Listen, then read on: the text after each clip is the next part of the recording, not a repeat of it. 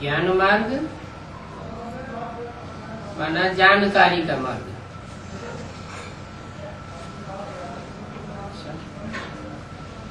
भक्ति मार्ग में जानकारी नहीं होती है।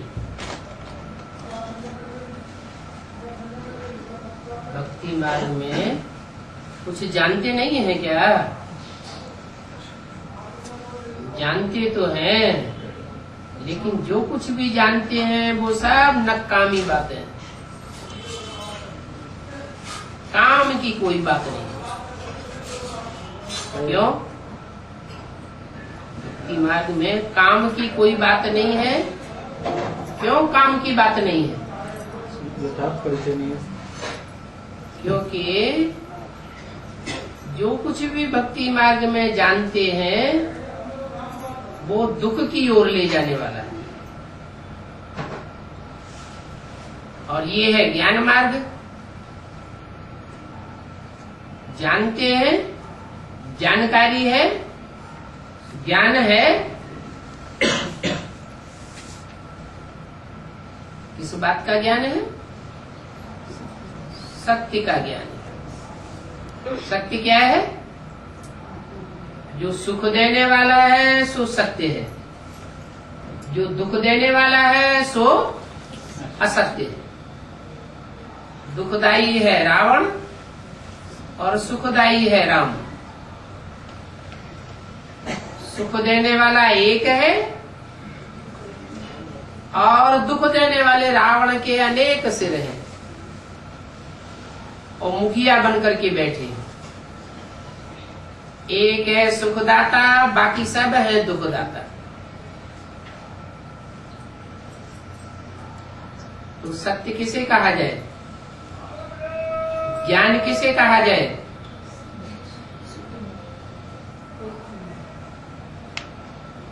जो सच्चा है सो सुख देने वाला है, जो झूठा है वो दुख देने वाला है।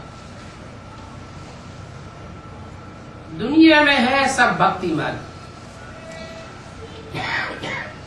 सारी दुनिया में जो भी भक्ति मार्ग अज्ञान मार्ग है वो इसलिए अज्ञान मार्ग है कि दुख की ओर ले जाता है। दुनिया किस ओर जा रही है? 2500 वर्ष की हिस्ट्री मनुष्य के पास मौजूद है। दुनिया सुख की ओर जा रही है या दुख की ओर जा रही है? दुख बढ़ता जाता है और सुख घटता जाता है। तो दुख की ओर जाना माना अज्ञान मार्ग में है, और सुख की ओर जाना माना ज्ञान मार्ग में है। सुख स्वरूप और दुख स्वरूप। आत्मा सुख स्वरूप है, शांति स्वरूप है, लेकिन अभी क्या है? दुख स्वरूप है। ऐसा कोई मनुष्य मात्र सृष्टि पर नहीं है जो कहे कि दुख और अशांति हमारे पास नहीं आ सकती। सब सुख शांति के भिखमंगे हैं।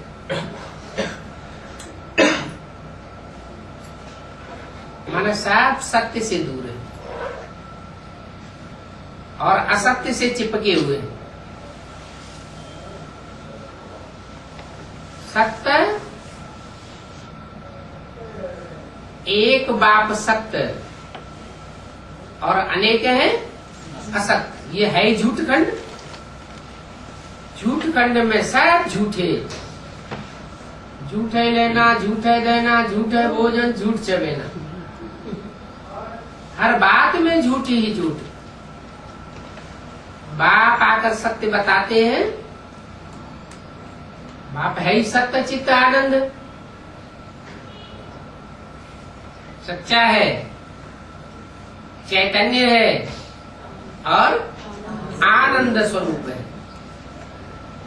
आनंद स्वरूप माना सुख स्वरूप है। तो सत्य बाप आकर बताते हैं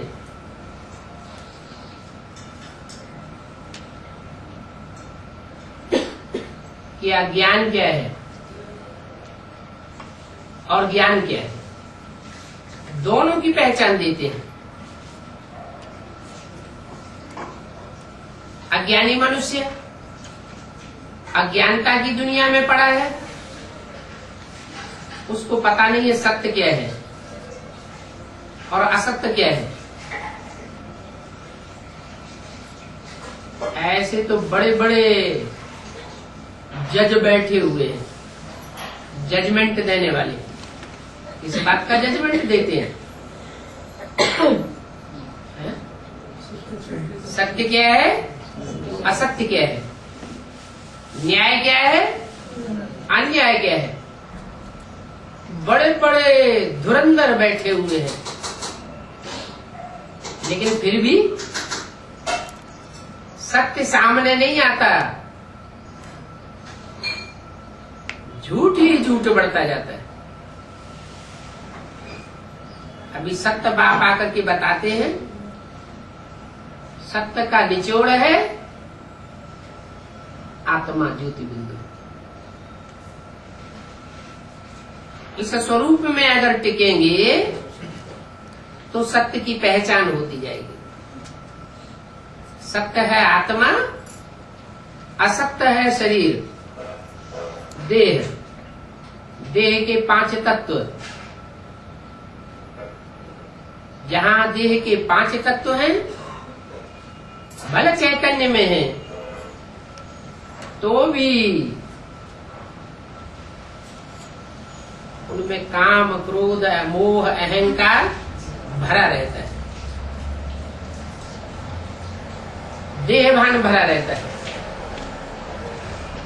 क्योंकि आत्मा अपन को देह समझ बैठी है। देह भान आने से, देह अहंकार आने से अज्ञानता की ओर बढ़ते जाते हैं। आत्माभिमान आने से सत्य की ओर बढ़ते जाते हैं। अभी बाप आया हुआ है सत्य, बताते हैं कि सत्य युग आने वाला है और झूठखंड जाने वाला है।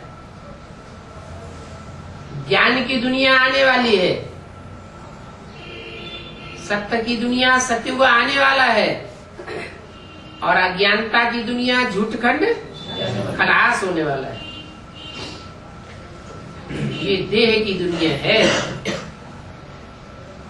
देह की दुनिया में 5 तत्वों की भी प्रधानता है और 5 विकारों की भी प्रधानता है। 5 विकारों का बाप है देह अभिमान, और देह की बनावट होती है 5 तत्वों से। तो 5 तत्व देह का सार, जिनसे 5 तत्व वाला शरीर बनता है, और आत्मा 5 तत्वों के बने हुए शरीर से बिल्कुल भिन्न। इतनी भिन्न कि आत्मा सदा सत्य है और देह सदा असत्य है। कुछ पता नहीं, ये देह आज है और कल न रहे, विनाशी। सत्य है अविनाशी और देह है विनाशी। देह के 5 तत्व भी विनाशी। तो क्या सतयुग में देवताओं को देह नहीं होगी? है? देह तो होगी, लेकिन देह का भान नहीं होगा। और उसे झूठखंड की दुनिया में देह का भान पाऊं, मैं इतने पैसे वाला हूँ, मैं इतने मर्तबे वाला हूँ, मेरी इतनी पोजीशन है। तो ये जो देह भान है, वो देह भान ही झूठ है। झूठ खंड की दुनिया में झूठ आता है रावण से, और रावण अज्ञानता ही सिखाता है। क्या? अजानता।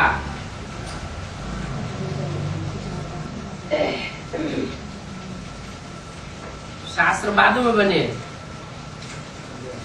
क्या?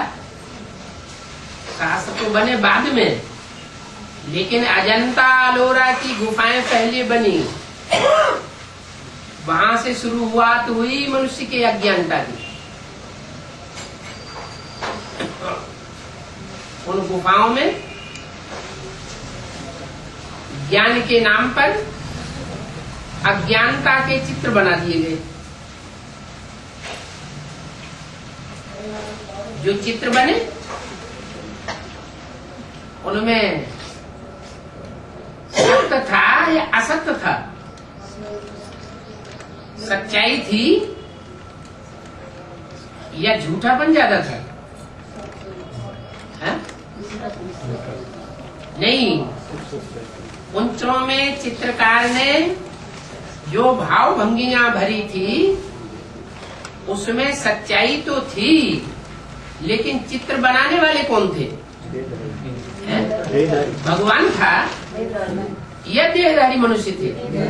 देहधारियों ने वो अजंता एलोरा एलिफेंटा के चित्र बनाए गुफाओं में, और जिन मनुष्यों ने बनाए वो मनुष्य स्वस्थिति में स्थित होने वाले देवता थे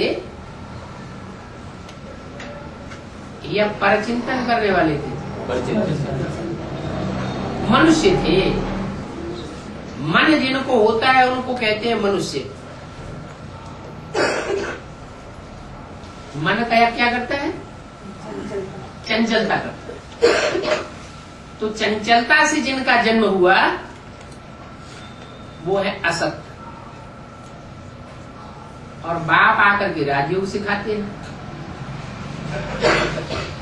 मन को क्या बनाते हैं? अमन बनाते हैं। मन स्थिर हो जाता है, जैसे कि मन है ही नहीं, एकाग्र हो जाता है।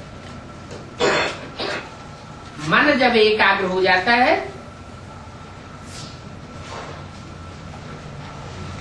तो आत्मा बन जाती है। आत्मिक स्थिति जो पक्की होती है वो नंबरवार होती है। सतयुग में जो भी देवताएं होंगे वो सब एक जैसी आत्मिक स्थिति वाले होंगे या नंबरवार होंगे? सबकी 16 कला संपूर्ण स्टेज होगी, वो तो होगी, लेकिन फिर भी जो आत्मा आत्मिक स्थिति में ऐसी स्थित हो जाए कि सारी मनुष्य सृष्टि का ज्ञान उसमें समा जाए, पूरा ड्यूरेशन 5000 वर्ष का उस बुद्धि में आत्मा में समाया हुआ हो तो कहेंगे संपन्न आत्मा, संपूर्ण आत्मा। अगर कोई आत्मा दो जन्म या 2 दिन भी कम जन्म लेती है 5000 वर्ष के ड्यूरेशन, तो उसको संपूर्ण नहीं कहेंगे, आत्मा नहीं कहेंगे। 16 कला संपूर्ण तो होगी, लेकिन कुछ न कुछ परसेंटेज में आत्मिक स्थिति में अंतर पड़ जाएगा। तो 100% सत्य सिर्फ एक बचता है, और बाकी सब परसेंटेज में आ जाते हैं। जो 100% सत्य बचता है इस सृष्टि पर,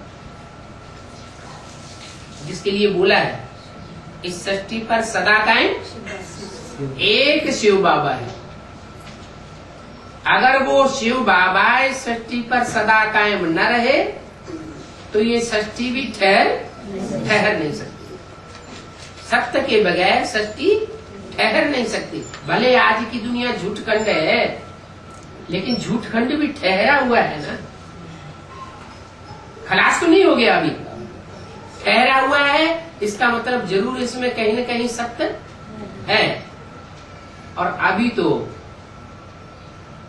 जो संपूर्ण सत्य है और सदैव सत्य है, जिस सत्य के लिए गायन है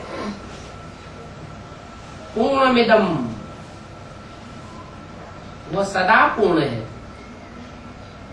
पूर्णमद है। उस पूर्ण में से पूरा निकाल लो। पूर्णात् पूर्णम् उदच्यते, पूर्णस्य पूर्णमादाय पूर्णमेवावशिष्यते। वो ऐसा सत्य है कि उस सत्य में से पूरा ही सत्य निकाल लिया जाए तो भी वो सत्य ही बचता है। वो कौन है? उसको कहते हैं सदाशिव। सदाशिव एक होता है संगम युग में सदाशिव, साकार रूप में, जो मुकर्रर रूप से पार्ट बजाने वाला है। और एक होता है सदाशिव सिर्फ संगम युग में ही नहीं, चाहे संगम हो, चाहे शूटिंग पीरियड हो, और चाहे 5000 वर्ष का ब्रॉड ड्रामा हो, तो भी वो सत्य है जरूर। उस सत्य की सत्ता जरूर रहती है, भले सृष्टि में नहीं रहता है। कौन? सदाशिव। तो भी उसकी सत्ता काम करती है। वो सिर्फ परमधामवासी बन जाता है संगम युग के बाद। वो परमधामवासी शिव जब परमधामवासी बन जाता है तो इस सृष्टि का क्षरण शुरू हो जाता है।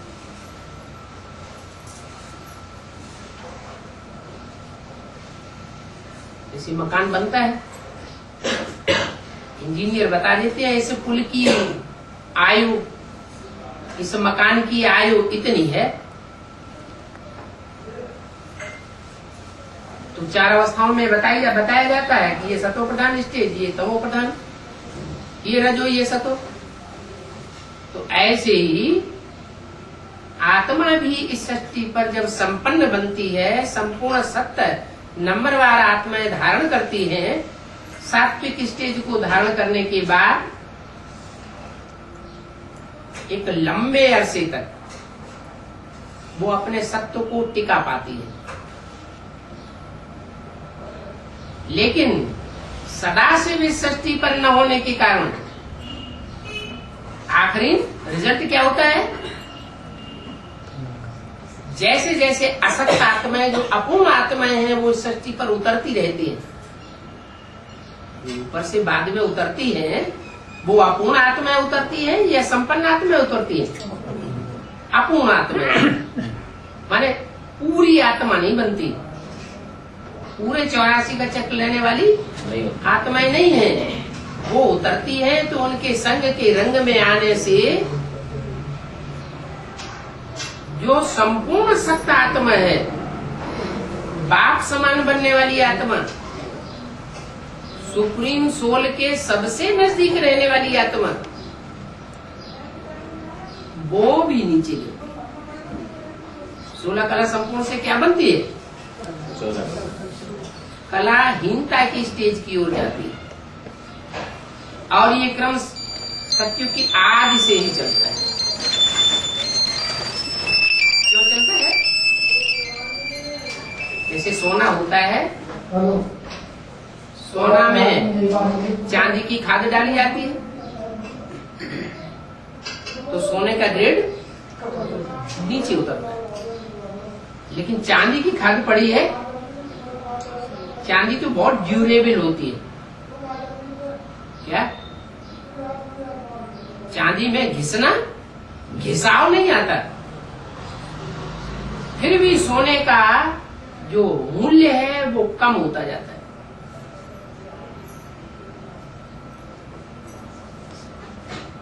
त्रेता में जो चांदी की खाद पड़ती है वो आत्माएं ढेर की ढेर उतरती हैं। 8 करोड़ आत्माएं, और सत्य को पूरा ही नीची स्टेज में ला देती है। जो सच्चा है, सच्चाई है, जो ज्ञान है, वो पूरा ही डिग्रेड हो जाता है। कौन सी स्टेज तक पहुंचता है? 8 कला तक पहुंच जाता है। आत्मा 8 कला बन जाती है, और 8 कला से भी जब नीचे की स्टेज में आती है तो उसे कहते हैं झूठा। सच्चाई कब तक रही? 8 कला से ऊंची स्टेज तक रही, तब तक सत्य आत्माएं आत्मिक स्टेज में टिकी हुई थी, और 8 कला से नीचे आई, झूठी होने लगी। कहते ना ये गिलास पानी रखा हुआ है, ये पानी शुद्ध है, और किसी ने आकर के इस पानी को पी लिया तो क्या कहेंगे? झूठा हो गया। तो देव आत्माएं त्रेता के अंत तक सत्य स्टेज में रहती है। 8 कला की स्टेज में है, सत्य स्टेज में है, आत्मिक स्थिति में है, आत्मा को भूली हुई नहीं है। और जैसे ही 8 कला से नीचे स्टेज आती है तो कोई न कोई निमित्त आत्माएं ऊपर से ऐसी उतरती है जो देव आत्माओं को क्या बना देती है? झूठा बना देती है। झूठा बना देती माना जो सतयुग त्रेता में वृत्ति चलती थी सत्य की, आत्मा की, ऐसी वृत्ति थी कि राधा की दृष्टि कृष्ण में और कृष्ण की दृष्टि राधा में ही डूबती थी। वो द्वापर युग के शुरू होते ही कोई ऐसी आत्माएं उतरना शुरू हो गई जिनके आने मात्र से ही वो आत्माएं झूठी होने लगी, विविचारी बन गई। जो विरुद्ध था मर्यादा पुरुषोत्तम पने का, दृष्टि जो है वो शरीर का ही तो अंग है। त्रेता में बाहुपाश में बंधते हैं, वो भी श्रेष्ठ इंद्रिय है। तो जो श्रेष्ठ इंद्रियों का सुख है वो भी गया, और भ्रष्ट इंद्रियों का सुख शुरू हुआ, और विविचारी बनना भी शुरू हुआ। दृष्टि का विविचार, वृत्ति का विविचार, ज्ञानेन्द्रियों का भी विचार, और कर्मेंद्रियों का भी विचार। तो झूठ की शुरुआत हो गई। द्वापर के आदि में कोई भी मनुष्य आत्मा ऐसी नहीं बचती जो ढेर के ढेर ऊपर से उतरने वाली आत्माओं के संसर्ग संपर्क में नहीं आती। आती हैं, लेकिन उनमें से कुछ आत्मा ऐसी है जिनमें आत्मिक स्टेज बहुत ज्यादा परसेंटेज में भरी रहती है। वो परसेंटेज कहाँ भरा जाता है? संगम में। जो आत्माएं अभी सोते, जागते, उठते, बैठते, चलते, खाना खाते, जितनी आत्मिक स्टेज की प्रैक्टिस करती है और जितना स्वस्थिति का जो रचयिता है, रचने वाला है, स्वस्थिति बनाने वाला है, सदैव स्वस्थिति में रहने वाला है, उस सुप्रीम सोल बाप को याद करती है, तो उनमें वो पावर बढ़ती जाती है। जैसे कोई बैटरी में पावर बढ़ती है, ऐसे वो बैटरी पावरफुल होती जाती है। कोई बैटरी बहुत पावरफुल बन जाती है और कोई कम पावर वाली रहती है। क्यों रहती है? पावर भरने वाला तो आ गया, वो जनरेटर, वो ताकत तो सभी बैटरीज को दे रहा है, फिर कोई कम पावर भरता है, कोई ज्यादा पावर भरता है। कोई बैटरी ऐसी है जो द्वापर की शुरुआत होते ही एकदम खाली हो जाती है। उस समय की जो भी देवात्माएं हैं, उन देवात्माओं में सबसे कमजोर देवात्मा बन जाती है।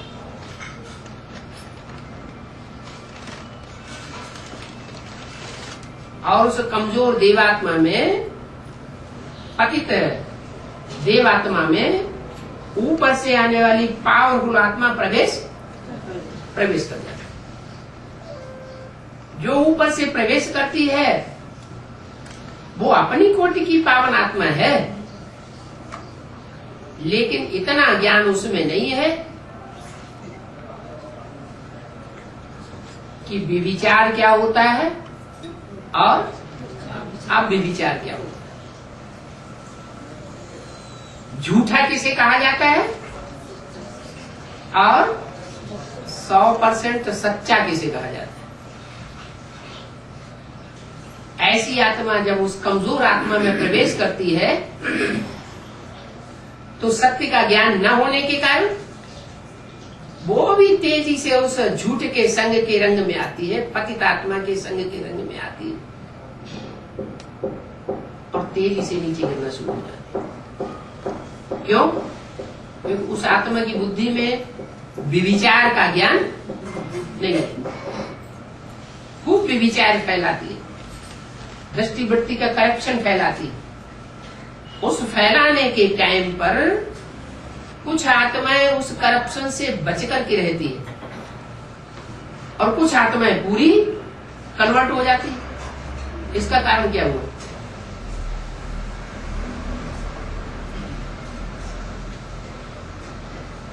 कुछ पूरा ही कन्वर्ट हो जाती है, पूरी प्रभाव में आ जाती है, संग के रंग से पूरी प्रभाव में आ जाती है। और कुछ अपने को कंट्रोल करके रखती, कंट्रोल करके ही नहीं रखती,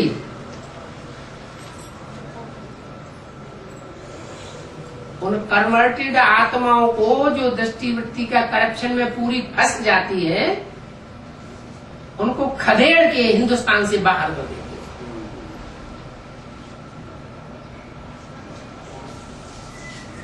क्या वो अलग, वो बगुले और वो हंस,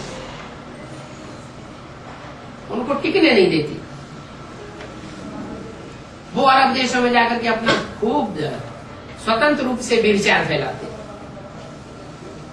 इतना तक उनमें व्यभिचार होता है कि भाई बहन क्या है वो भी नहीं मानता। भाई बहन में शादी होने लगती है।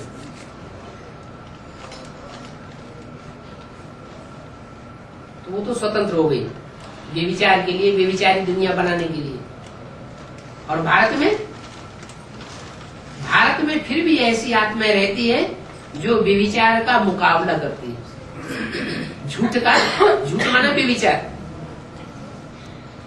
व्यभिचार का मुकाबला करती है।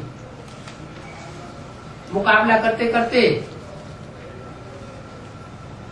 करने से संघर्ष होता है ना, संघर्ष करने से शक्ति क्षीण होगी या पावरफुल बनेगा?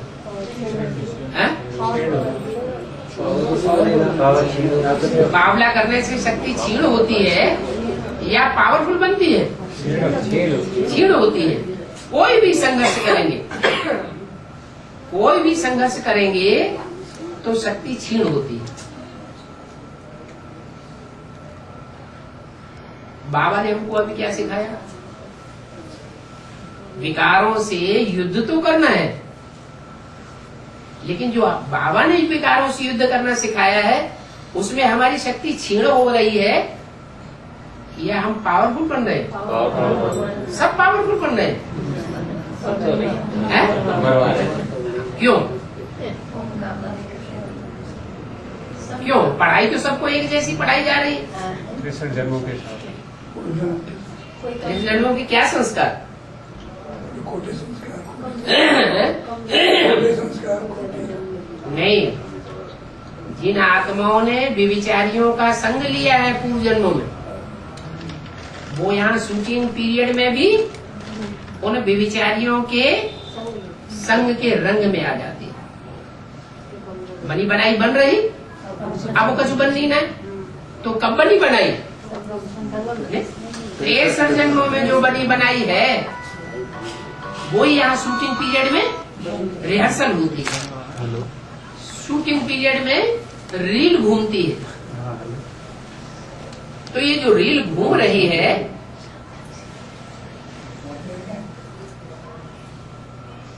ये रील शिव बाबा घुमा रहा है,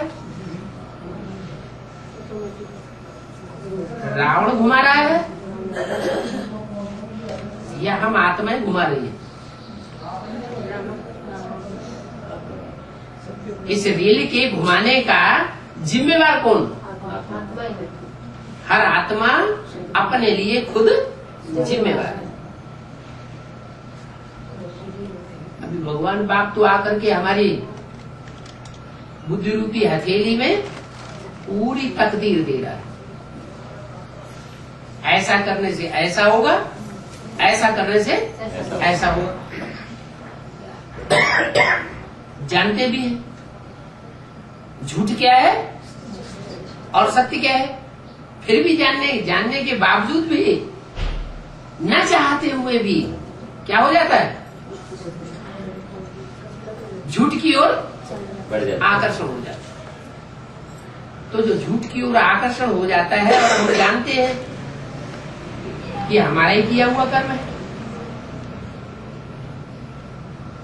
कोई दूसरे का किया हुआ कर्म नहीं है।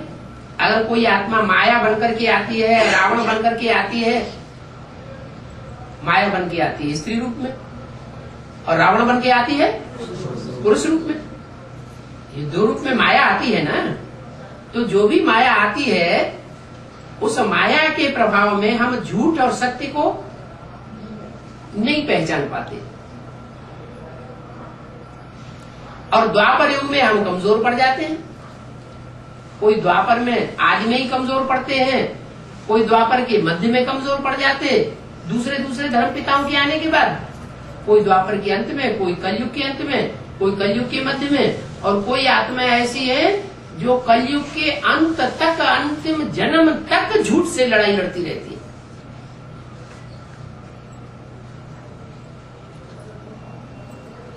कैसे?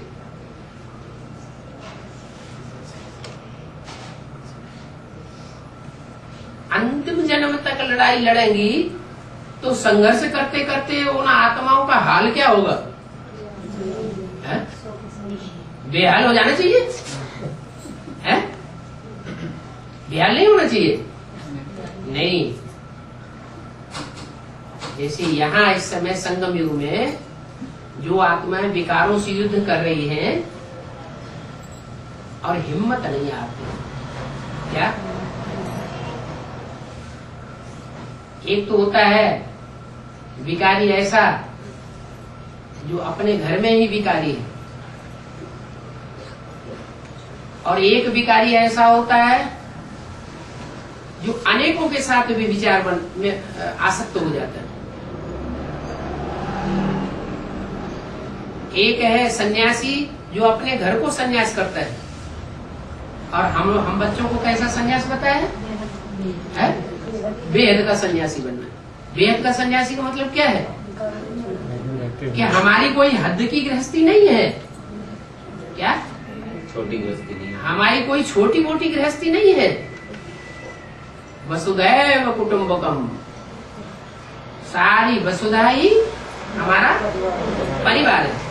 तो जब सारा ही परिवार हमारा परिवार है, सारी दुनिया की सारी मनुष्य आत्माएं हमारा परिवार है, तो उनसे हमारा अलगाव रखना चाहिए, दूरवाद खुशवाद होना चाहिए, या मिलजुल कर रहना चाहिए। लेकिन हम मिलजुल कर रहते हैं तो हमें चैप लग जाता है। फिर क्या करें? है? हम मिलजुल करके रहते हैं और मिलजुल कर रहने के कारण क्या होता है कि हम व्यभिचार में आसक्त हो जाते हैं,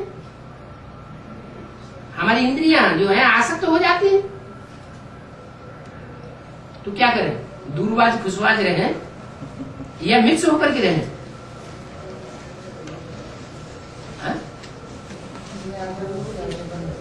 न्यारी और प्यारी बन के रहें।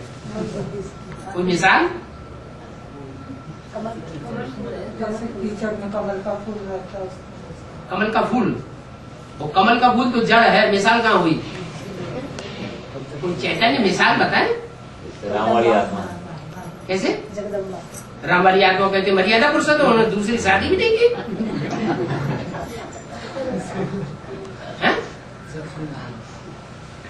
अभी है लक्ष्मी नारायण, जब लक्ष्मी नारायण होंगे तब होंगे, अभी कहाँ है?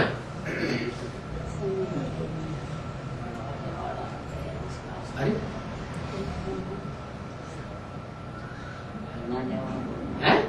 बनाने वाला बोल रहा है। बनाने वाला बोल रहा है? किसको क्या बनाने वाला बोल रहा है? ये बोल तो रहा है, वो तो ठीक है कि बनाने वाला बनाता है। क्या बनाता है? दूरबाज खुशबाज बनाता है। अभी बात क्या हो रही है? बात हो रही है दूरबाज खुशबाज अच्छी बात है या मिक्स होकर के रहना अच्छी बात है? मिक्स रहना है, मिक्स रहना है, लेकिन करना क्या है? हाँ, रहना है भले परिवार के साथ जैसे रहते हैं परिवार के भांति, ऐसे मिक्स होकर के रहना है, लेकिन बुद्धि डिटैच रखनी है। बुद्धि कहाँ रहे? जो बाबा ने बताया सत्य। क्या है सत्य? आत्मा। आत्मा की स्थिति में रहना, बिंदु रूप स्टेज में रहना। मैं आत्मा देह नहीं हूँ, 5 तत्वों का पुतला नहीं हूँ, और 5 तत्वों के पुतले में प्रभावित होने वाली आत्मा, जो प्रभावित होने वाली आत्मा है 5 तत्वों के पुतले से, वो रुलाने वाली आत्मा नहीं। जो देह से, देह के संबंधियों से, देह के पदार्थों से अटैच हो जाते हैं, बुद्धि से, बुद्धि को ही आत्मा कहा जाता है।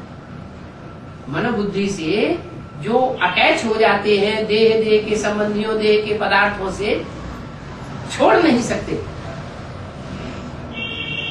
तो अटैच होने वाली बुद्धि वो फिर डिटैच कैसे होगी? प्रैक्टिस तो करनी पड़ेगी। क्या प्रैक्टिस? आत्मा। आत्मा अपने को समझा, माना 5 तत्वों से डिटैच हो गई, ये जड़त्व के ऊपर जीत हुई। अब रही बात आत्मा में जो विकार भरे हुए हैं। आत्मा है तो चैतन्य, देह को नहीं सोचा, देह को नहीं याद किया, ज्योति बिंदु समझा, लेकिन ज्योति बिंदु आत्मा में विकार तो भरे हुए हैं 63 जन्मों की। तो 63 जन्मों के जो विकार भरे हुए हैं, विकृति भरी हुई है, वो विकृति को खलास करने के लिए क्या करें? परमात्मा बाप को याद करें। ऐसी आत्मा को याद करें जो कभी विकृति में नहीं आती। देह में तो आती है, लेकिन देह में आने के बावजूद भी निवृत्त रहती है, और जिसमें प्रवेश करती है उसको भी निवृत्त बनना सिखाती है। यहाँ तक निवृत्त बनना सिखाती है कि यादगार दिखाई है कि सांप लिपटे हुए हैं। क्या?